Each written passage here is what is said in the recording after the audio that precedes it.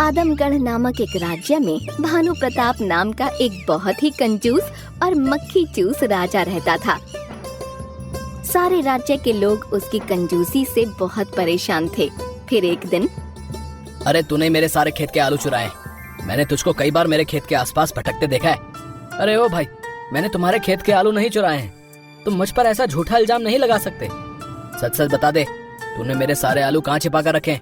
नहीं तो मैं तेरी मार मार कर खालू धेड़ दूंगा। अरे जब मैंने तुमसे एक बार कह दिया ना कि मैंने तेरे आलू नहीं चुराए, तुझे एक बार में समझ में नहीं आता है क्या?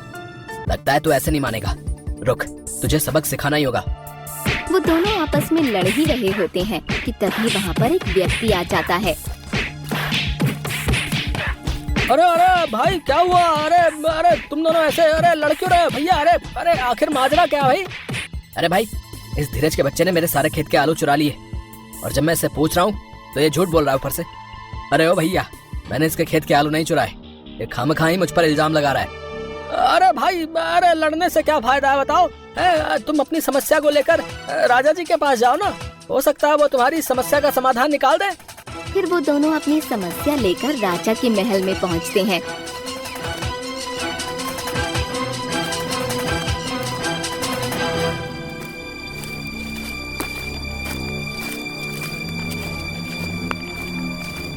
प्रणाम महाराज, मेरा नाम पवन है और मैं एक मेहनती किसान हूँ। इस साल मैंने अपने खेत में आलू की खेती की थी, लेकिन मेरे सारे आलू इस धीरज ने चुरा लिए।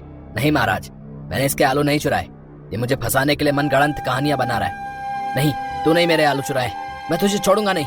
चुप हो जाओ तुम दोनों, अब फैसला हम लेंगे कि आखिर धीरज ने चोरी की है कि नहीं। पवन, तुम्हारे पास क्या सबूत है कि तुम्हारे आलू धीरज ने चुराए हैं?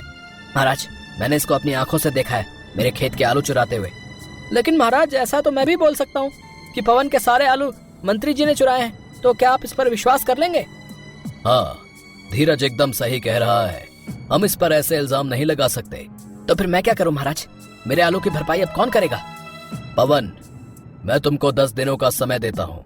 अगर 10 दिनों में तुमने पता लगा लिया कि इस धीरज ने ही तुम्हारे आलू चुराए हैं, तो मैं इसको कारावास में डलवा दूंगा। और अगर नहीं लगा पाए तो तुम्हें हर साल अपने खेत के आधे आलू मुझे देने होंगे। ये आप क्या कह रहे हैं महाराज? ऐसे तो मैं बर्बाद हो जाऊंगा, इससे तो मेरा घाटा हो जाएगा। मैंने जो एक बार कह दिया सो कह दिया। मेरे कहे गए शब्द पत्थर की लकीर हैं, जिन्हें कोई नहीं मिटा सकता। अब तुम दोनों यहाँ से जाओ। अब आएगा ना मजा, जब इसको अपने खेत के आलू महाराज को देने होंगे। फिर वो दोनों अपने अपने घर चले जाते हैं।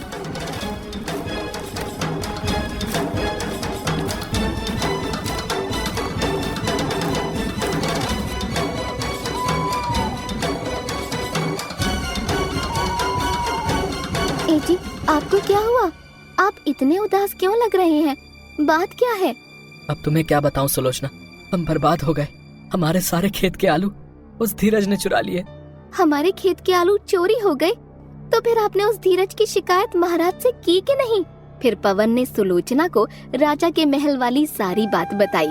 सुलोचना, अगर हम 10 दिनों में ये साबित नहीं कर पाए कि धीरज ही चोर है, तो हमें उस कंजूस महाराज को हर साल अपने खेत के आधे आलू देने होंगे। जी, आप फिक्र मत कीजिए, सब कुछ ठीक हो जाएगा। और रही बात उस कंजूस महाराज की, तो हमें मिलकर उसको सबक सिखाना ही होगा। तुम्हारा दिमाग तो खराब नहीं हो गया सुलोचना? वो इस राज्य का राजा है, हम उनसे मुकाबला नहीं कर सकते। उनके आगे हम एक चींटी के समान हैं। माना कि हमारे पास उनसे लड़ने की शक्ति नहीं है, लेकिन हमारे पास बुद्धि तो है। हम उनको अपने दिमाग से हराएंगे। अब महाराज को कौन समझाए कि पवन के आलू किसी और ने नहीं बल्कि मैंने ही चुराए हैं।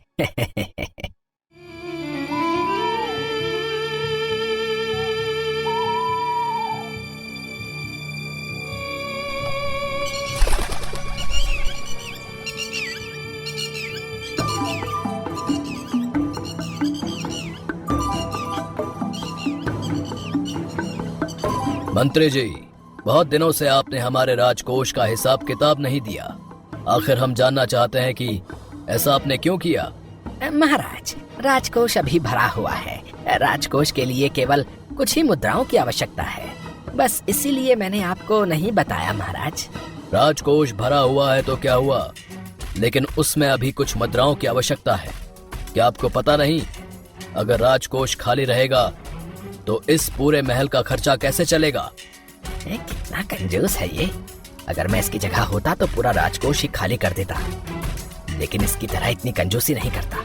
मंत्री जी, पूरे राज्य में ऐलान करवा दो कि अब से सभी किसानों को अपने खेत की आधी फसल राज्य में दान करनी होगी, और साथ में ये भी ऐलान करवाइए कि अब से सभी लोगों से लगान वसूली की जाएगी।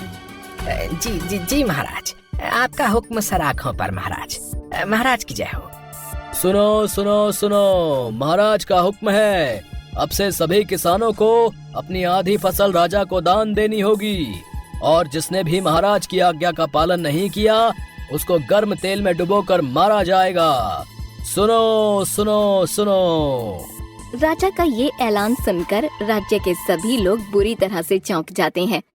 अरे ये राजा क्या सठिया गया है क्या? अगर हम इसको अपनी फसल का आधा हिस्सा देंगे तो फिर हमें खेती करके क्या मिलेगा? अरे इससे अच्छा तो मैं मर ही जाऊं भैया। हाँ भाई, तुमने सही कहा। पता नहीं इस राजा की कंजूसी कब जाएगी। कहीं ऐसा ना हो कि ये किसी दिन हमसे हमारा घर ही मांग ले। भाई, इतनी धन दौलत होने के बावजूद भी इसको हमारी फसल का हिस्सा चाहिए। हमें इस कंजूस राजा का कुछ तो करना पड़ेगा, नहीं तो ये हमें चैन से जीने नहीं देगा।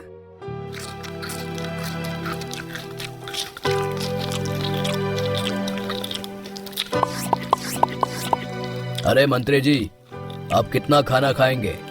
मैं आपको कब से देख रहा हूँ कि आप रुकने का नाम नहीं ले रहे। अगर आप ऐसे ही खाना खाते रहे तो वो दिन दूर नहीं जब हमें सड़क पर भीख मांगनी होगी। महाराज, अब मैं आपको क्या बताऊं, ज्यादा काम करने की वजह से भूख बड़ी तेज से लग गई। महाराज, आप ये कैसी बातें कर रहे हैं? भूख लगेगी तो इंसान खाना ही खाएगा ना, भूखा थोड़े ही मर जाएगा। और रही बात खाने की, तो वो हम और बनवा लेंगे। हमारे पास खाने की कोई कमी थोड़ी ही है। रानी जी, आप इस मामले में ना बोलें तो ही अच्छा है। आपको हमें सिखाने की कोई जरूरत नहीं है कि हमें क्या करना है और क्या नहीं। पता नहीं कब इसकी कंजूसी की आदत छूटेगी। कहीं ऐसा ना हो कि ये हमारा खाना ही छुड़वा दे। अब से महल के सभी लोगों को दाल रोटी ही खाने को मिलेगी। अब से स्वादिष्ट पकवान और व्यंजन नहीं बनाए जाएंगे। ये हमारा हुक्म है। जिसका डर था वही हुआ। अब खाओ वही सूखी सी दाल रोटी। इस मक्खी चूस को तो मौत आ जाए तो ही अच्छा है। कम से कम इससे पीछा तो छूटेगा। महाराज, आप ये क्या कह रहे हैं? हम रोज रोज दाल रोटी नहीं खा सकते। हम आपकी बात से बिल्कुल भी सहमत नहीं है। महाराज, रानी साहिबा एकदम सही कह रही हैं। आपको ऐसा नहीं करना चाहिए, वरना सारे राज्य के लोग क्या कहेंगे कि राजा के महल में सभी लोग दाल रोटी खाते हैं। मंत्री जी, राज्य के लोग कुछ भी कहें, हमें उसकी कोई परवाह नहीं है। अब से महल में दाल रोटी ही चलेगी। ये बात पूरे राज्य में फैल गई और सभी लोग आपस में बातें करने लगे। अरे सुलोचना, तुमने सुना क्या? अब से महल में सभी लोगों को दाल रोटी ही खाने को मिलेगी। ए जी, लगता है राजा पूरी तरीके से सठिया गया है। हंसना बंद करो सुलोचना। राजा ने हमको 10 दिन का समय दिया है, अब तो केवल 2 दिन ही बचे। अगर हमने पता नहीं लगाया कि धीरज ही चोर है तो मजबूरन हमें हमारे खेत के आधे आलू राजा को देने होंगे। ए जी, मेरे पास एक आइडिया है, अगर आप कहो तो बताऊं? हाँ हाँ कहो, क्या बात है? हो सकता है तुम्हारा आइडिया काम कर जाए। अरे वाह सुलोचना, तुमने तो एकदम रापचिक आइडिया निकाला है। फिर पवन सुलोचना के कहने पर एक ज्योतिष का भेष बदल लेता है। ए जी, आप इस ज्योतिष के भेष में एकदम लल्लन टॉप लग रहे हैं। अब आप राजा के महल जाइए और हाँ, मेरे बताए अनुसार ही करना। ठीक है सुलोचना, मैं तुम्हारे बताए अनुसार ही करूँगा। ठीक है, अब मैं चलता हूँ। फिर पवन एक ज्योतिष के भेष में राजा के महल में पहुँच जाता है।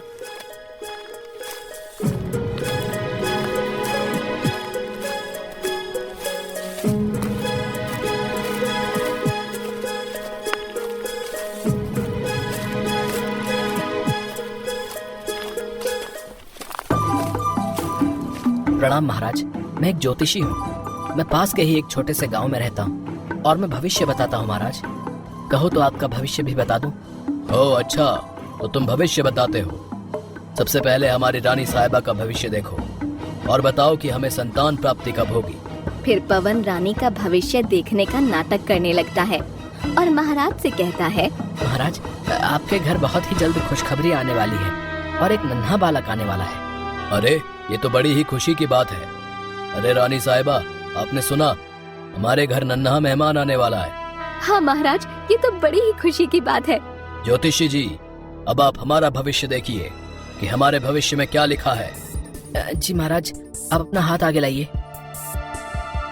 महाराज, ये तो अनर्थ हो गया महाराज, सब कुछ खत्म होने वाला है, आप पर प्रलय आने वाली है। क्या हुआ ज्योतिषी जी, आप ऐसा क्यों कह रहे हैं कि सब कुछ खत्म होने वाला है? साफ साफ कहिए, आखिर माजरा क्या है? महाराज, जल्द ही ये महल टूटने वाला है और सारे लोग इसमें दबकर मर जाएंगे। ये आप क्या कह रहे हैं ज्योतिषी जी? आज तक इस महल को एक भी खरोंच नहीं आई, तो भला ये महल कैसे टूट सकता है? मेरी बात का विश्वास कीजिए महाराज, मैं सच कह रहा हूँ, ये महल कभी भी टूट सकता है। ज्योतिष की ये बात सुनकर महाराज और महल के सभी लोग बहुत ही ज्यादा डर जाते हैं। नहीं, ये नहीं हो सकता ज्योतिषी जी, इस समस्या से बचने का कोई तो उपाय होगा। महाराज, इस समस्या से बचने का एक उपाय है, लेकिन शायद आप वो उपाय ना कर पाओ। ज्योतिषी जी, आप वो उपाय बताइए, हम अपने महल को बचाने के लिए कुछ भी कर सकते हैं। तो सुनिए महाराज, आपको इस समस्या से बचने के लिए सारे राज्य के लोगों को पेट भरकर भोजन कराना होगा और अब से लगान वसूली भी बंद करनी होगी। फिर राजा कुछ देर सोचता है और उस ज्योतिष से कहता है, ज्योतिषी जी, आपको कैसे पता चला कि हम लोगों से लगान वसूली करते हैं? महाराज, मैं एक ज्योतिषी हूँ और मैं सब जानता हूँ। मैं ये भी जानता हूँ कि आप राज्य के लोगों की आधी फसल खुद रख लेते हैं। अगर आपको इस समस्या से बचना है तो आपको ये सारे बुरे कर्म छोड़ने होंगे। ज्योतिषी जी, हम इस राज्य के राजा हैं और हम कुछ भी कर सकते हैं, आपको इस मामले में बोलने की कोई जरूरत नहीं है। तो ठीक है महाराज, अब फैसला आपके हाथ में है, आप वो बुरे कर्म छोड़ दीजिए या फिर इस महल के गिरने का इंतजार कीजिए। ज्योतिष जी, महाराज राज्य के सभी लोगों को भोजन कराने के लिए तैयार हैं। ये आप क्या कह रही हैं रानी साहिबा? अगर हमने राज्य के सभी लोगों को भोजन कराया तो हमारा बहुत ही ज्यादा नुकसान हो जाएगा। आप समझने की कोशिश कीजिए महाराज, अगर आपने ये नुकसान नहीं किया तो आपको इससे भी बड़ा नुकसान झेलना होगा। हम इस महल में दबकर मर जाएंगे। अब राजा के पास एक ही रास्ता बचा था कि वो सभी लोगों को भोजन कराए। अगर वो ऐसा नहीं करेगा तो उसका करोड़ों का महल गिर जाएगा। ठीक है ज्योतिषी जी, हम राज्य के सभी लोगों को भोजन कराने के लिए तैयार हैं और हम अब से लगान वसूली करना भी बंद कर देंगे। सुलोचना की तरकीब काम आ गई, अब से सभी लोगों को इस कंजूस राजा से छुटकारा मिल जाएगा। फिर राजा भोजन के लिए राज्य में ऐलान करवा देते हैं।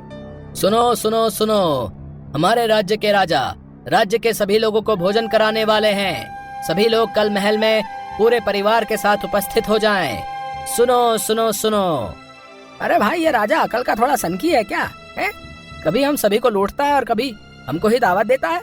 अरे भाई, ये राजा की कोई चाल तो नहीं है, मुझे तो दाल में कुछ काला लगता है। अरे भाई, अब जो होगा वो देखा जाएगा। हाँ, हम तो कल पूरे परिवार के साथ जो है दावत में चलेंगे। हाँ,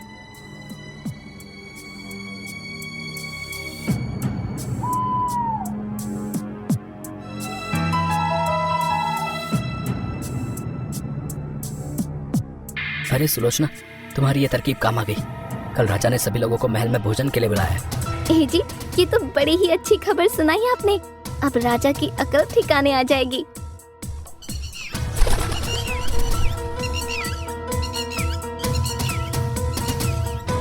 अगले दिन राज्य के सभी लोग राजा के महल में दावत खाने के लिए पहुंचते हैं। मेरे प्यारे राज्य के लोगों, मैंने आप सभी पर बहुत ही अत्याचार किए हैं। अब से मैं सारे बुरे काम छोड़ता हूँ और मैं ये शपथ लेता हूँ कि पूरे राज्य पर कभी भी आंच नहीं आने दूंगा। महाराज, आप धन्य हो। महाराज की जय हो, महाराज की जय हो। फिर राजा ने सभी लोगों से लगान वसूली करना भी छोड़ दिया और उनकी आधी फसल का हिस्सा लेना भी छोड़ दिया। फिर एक दिन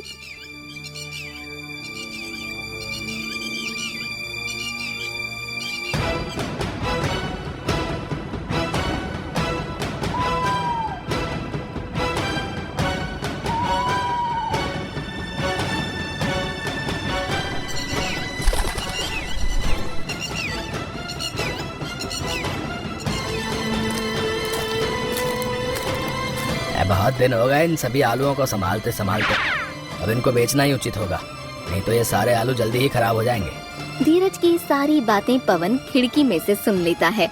मुझे तो पहले से ही शक था कि मेरे सारे आलू इसी धीरज नहीं चुराए। मुझे ये सब जल्दी ही महाराज को बताना होगा।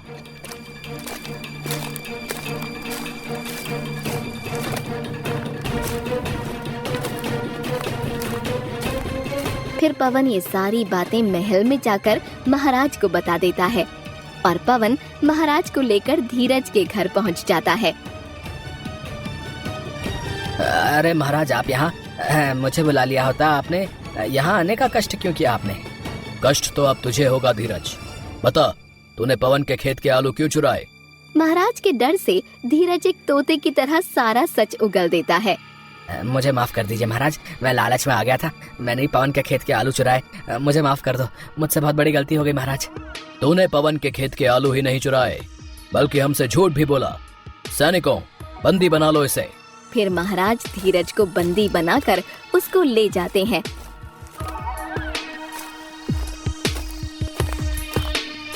और धीरज को कारावास में डलवा देते हैं।